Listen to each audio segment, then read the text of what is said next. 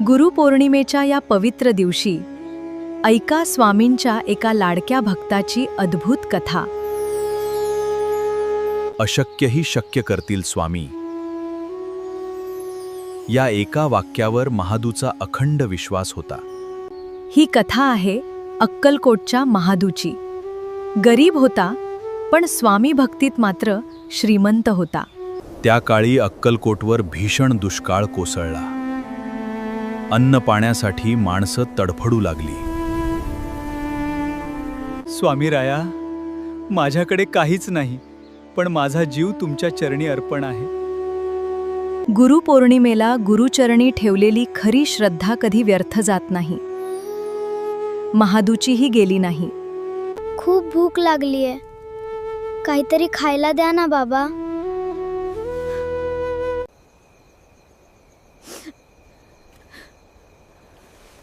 काहीतरी करा. आपल्या पोरांचं हे हाल आता माझ्याने बघवत नाहीत. मायबाप, मुठभर ज्वारी द्या. 2 दिवसांपासून माझी लेकरं उपाशी आहेत. आमच्याच घरात खायला नाही, जा इथून. तुला द्यायला आमच्याकडे काहीच नाहीये. महादू दारोदार फिरला, पण त्याच्या भुकेल्या लेकरांसाठी अन्नाचा एक दाणाही मिळाला नाही. रिकाम्या हाताने परतलेल्या महादूने लेकराकडे पाहिलं आणि एका बापाचं काळीज तुटून गेलं. स्वामी राया, मी खूप प्रयत्न केला हो, पण आज तुमचं हे लेकरू पूर्णपणे हरलं. अरे वेड्या, थांब. मी पाठीशी असताना तू असा खचतोस कसा? गुरुपौर्णिमेची गुरुकृपा काय असते हे त्या क्षणीही महादूने अनुभवलं. समोर साक्षात स्वामी उभे होते. स्वामी, मला माफ करा. माझ्या लेकरांची भूक माझ्याने बघवत नाही हो. रडू नकोस, घरी जा. तुझ्या लेकरांची सोय झाली आहे. भिवू नकोस, मी तुझ्या पाठीशी आहे. स्वामींवर तुमचाही मनापासून विश्वास असेल तर गुरुपौर्णिमेच्या या पवित्र कथेला एक लाईक नक्की करा. आणि स्वामींना गुरु मानत असाल तर भक्तीने चॅनल सबस्क्राईब करा. चला आता अनुभवूया महादूवर झालेली स्वामी कृपा. ही कथा खऱ्या अर्थाने सुरू होते आजपासून शेकडो वर्षांपूर्वीच्या अक्कलकोटच्या त्या परम पावन आणि पवित्र भूमीत. पण मित्रांनो, तो काळ आजच्यासारखा सुखाचा आणि समृद्धीचा अजिबात नव्हता. तो काळ असा होता जेव्हा साक्षात निसर्गाने आणि नियतीने माणसावर एक महाभयंकर, प्रलयंकारी आणि काळजाचा ठोका चुकवणारा कोप केला होता. अक्कलकोट आणि त्याच्या आजूबाजूच्या शेकडो कोसांच्या परिसरावर एका अशा भयंकर दुष्काळाची काळीकुट्ट सावली पडली होती, ज्याची कल्पना करतानाही आज अंगावर अक्षरशः काटा उभा राहतो. आकाशातून सूर्य जणू आग ओकत होता. सूर्यकिरणे इतकी प्रखर आणि जाळणारी होती की जमिनीला अक्षरशः मोठ्या मोठ्या खोल भेगा पडल्या होत्या. त्या भेगांमधून जणू धरणी माता स्वतःच्याच दुःखाने ताहो फोडत होती. नद्या, नाले, विहिरी पूर्णपणे आटून त्यांची अक्षरशः धूळ आणि माती झाली होती. पिण्यासाठी पाण्याचा एक थेंबही कुठे शिल्लक नव्हता. हिरव्यागार झाडांचे अक्षरशः जळून कोळसे झाले होते. हवेत एक असा भयंकर, रखरखीत आणि जीव घेणा उष्मा होता, जो माणसाच्या नाकातोंडातून जाऊन त्याचे रक्तही आटून टाकेल. माणसांचे तर सोडाच मित्रांनो, पण आकाशात उडणारे पक्षीही पाण्यासाठी तडफडून थेट जमिनीवर मृत होऊन कोसळत होते. मुक्या जनावरांचे वाळलेले सांगाडे रस्त्यावर पडले होते.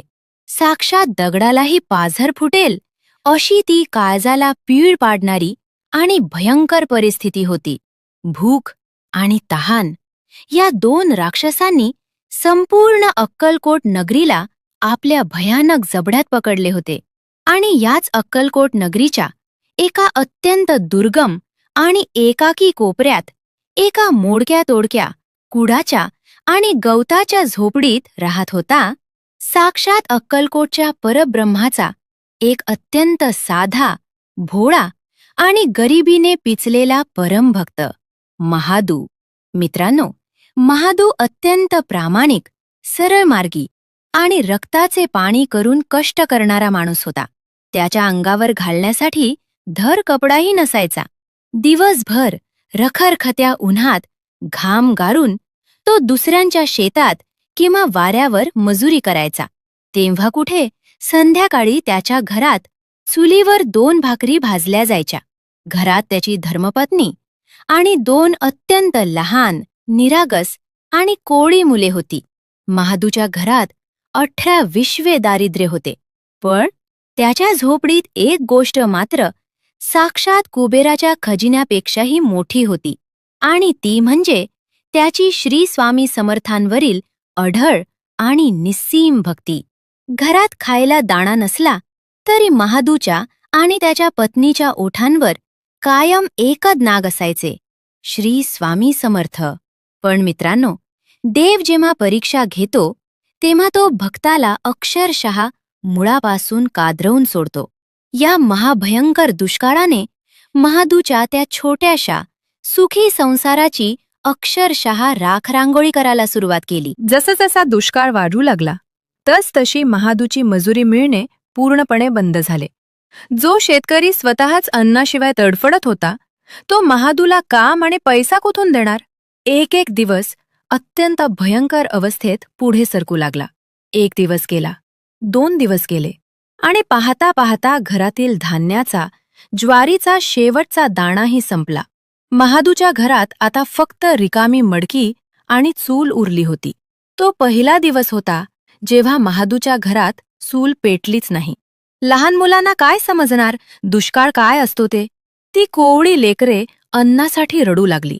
महादूच्या पत्नीनं, जिचे स्वतःचे पोट पाठीला चिकटले होते, तिनं जंगलातून काही रानटी, पालापाचोळा आणि झाडाची पाने आणून ती पाण्यात उकळली आणि तोच कडवट काढा आपल्या लेकरांच्या घशात ओतला, जेणेकरून त्यांची भूक थोडी तरी शांत होईल. पण मित्रांनो, पानांनी माणसाची भूक कशी मटणार? दुसरा दिवस उजाडला. महादूच्या त्या कोवळ्या मुलांचे पोट आता भुकेनं खपाटीला जाऊन पाठीला चिकटले होते. त्यांचे ते टपोरे आणि हसरे डोळे आता खोल गेले होते. त्यांच्या अंगात रडण्याचीही ताकद उरली नव्हती. ती मुलं अन्नासाठी ओक्साबोक्शी रडत जमिनीवर लोळत होती. बाबा, खूप भूक लागलीये, काहीतरी खायला द्या ना, पोटात खूप आग पडलीये बाबा. हा त्यांचा तो काळीज फाडणारा आकांत ऐकून त्या गरीब बापाचे हृदय अक्षरशः 1000 तुकड्यात चिरले जात होते. पत्नीच्या डोळ्यातून अश्रूंचा महासागर वाहत होता. ती आपल्या पदरानं मुलांचे डोळे पुसत होती, पण स्वतःच्या पदरात बांधून द्यायला तिच्याकडे नियतीनं काहीच ठेवले नव्हते. ती फक्त महादूकडे एका अत्यंत असहाय्य, लाचार आणि केविलवाण्या नजरेनं पाहत होती. तिची ती नजर जणू विचारत होती, अहो, काहीतरी करा ना, आपली पोरं भुकेनं तडफडून मरतील हो. तो आक्रोश महादूला सहन झाला नाही. तो वेड्यासारखा घराबाहेर पडला. पायात चप्पल नव्हती, डोक्यावर ऊन आग ओकत होते, पण त्याला कशाचीच पर्वा नव्हती. तो संपूर्ण अक्कलकोट गावभर वणवण फिरला. ज्यांच्याकडे थोडेफार अन्न शिल्लक होते त्या श्रीमंतांचे आणि सावकारांचे त्यानं उंबरे झिजवले. तो अक्षरशः लोकांच्या पाया पडला, त्यांच्यासमोर हात पसरले. मायबाप, माझ्या पोरांना वाचवा. कालपासून अन्नाचा एक कणही त्यांच्या पोटात गेला नाहीये. ते मरणाच्या दारात आहेत. मला काही नको, पण माझ्या लेकरांसाठी 1 भाकरीचा तुकडा, 1 मूठभर ज्वारी द्या हो. मी जन्मभर तुमची गुलामी करेन, पण माझ्या पोरांचा जीव वाचवा. असा महाभयंकर ताहो त्यानं फोडला. पण मित्रांनो, तो काळच अत्यंत निष्ठुर आणि निर्दयी होता. त्या भयंकर दुष्काळात प्रत्येकजण फक्त आणि फक्त स्वतःचा आणि स्वतःच्या कुटुंबाचा जीव वाचवत होता. माणुसकी जणू त्या भेगायलेल्या जमिनीत गाडली गेली होती.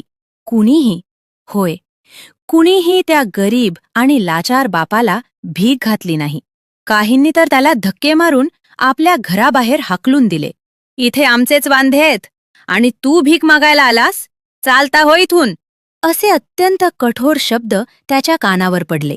संपूर्ण दिवसभर उन्हातान्हात भटकून, लोकांच्या शिव्या खाऊन आणि पाया पडूनही महादूच्या हाती काहीच लागले नाही.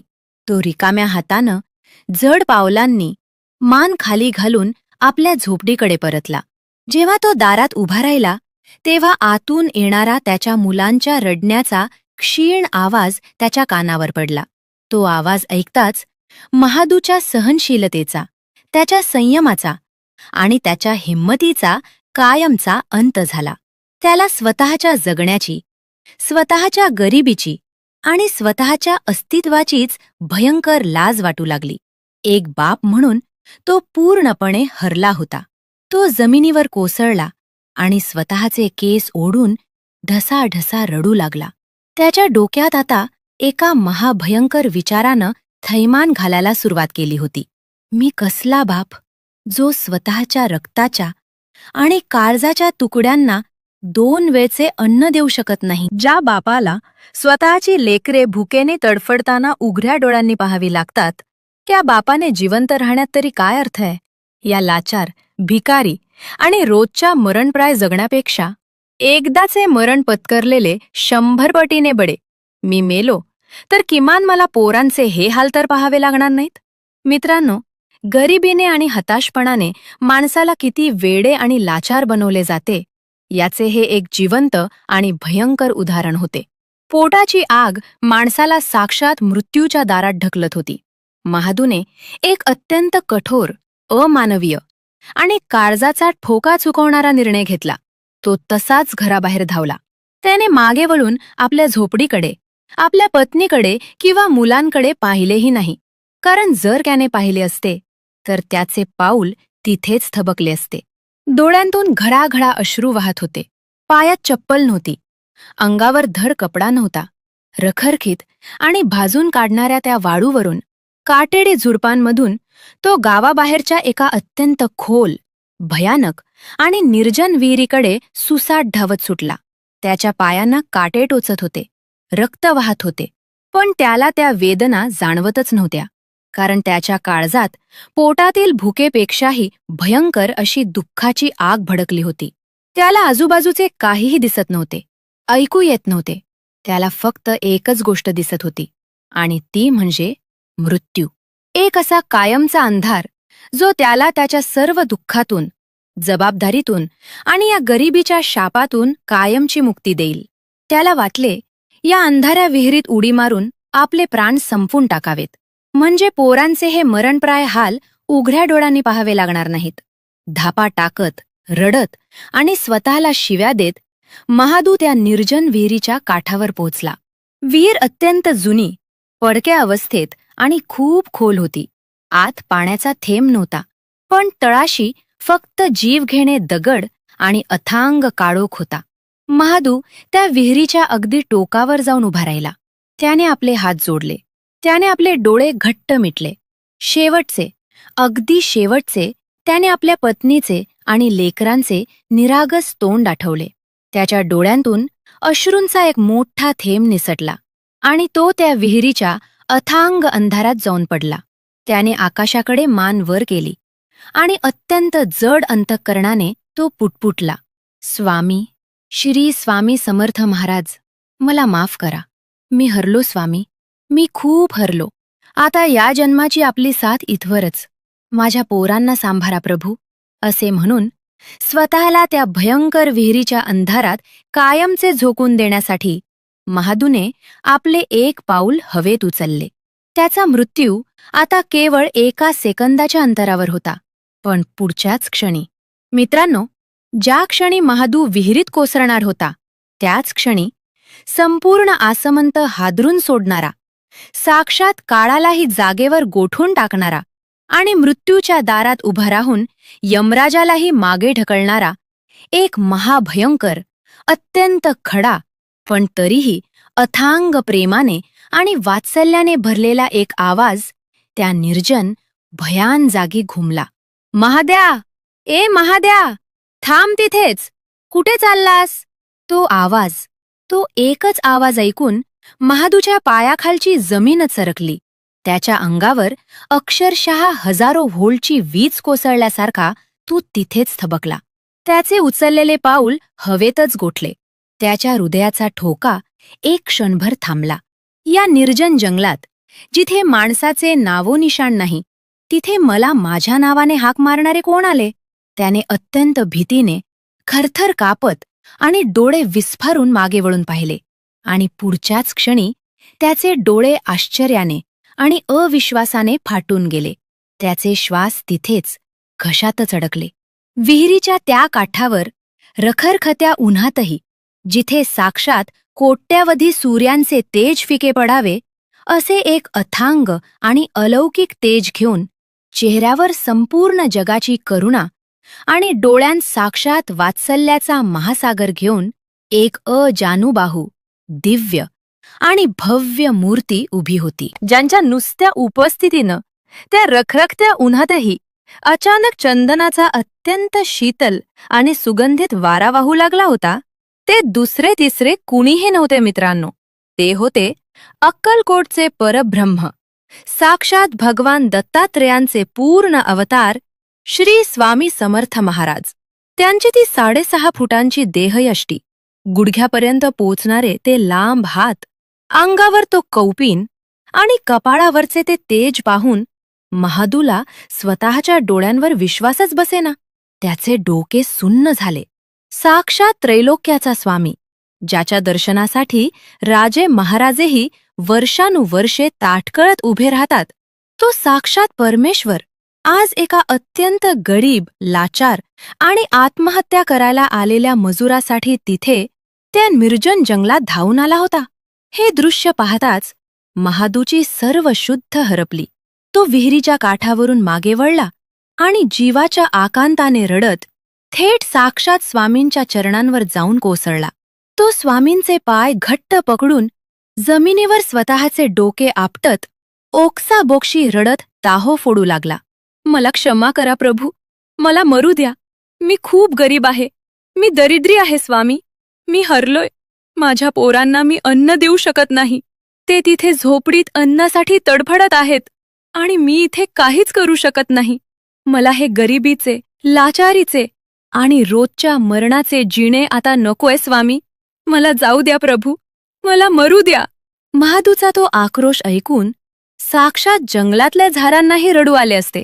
पण मित्रांनो, ज्यांच्या हृदयात संपूर्ण जगाविषयी, 18 पगड जातींविषयी केवळ आणि केवळ अथांग करुणा भरली आहे, तो देव आपल्या लेकराला, आपल्या पोटच्या गोळ्याला मरणाच्या दारात कसे आणि का जाऊ देईल?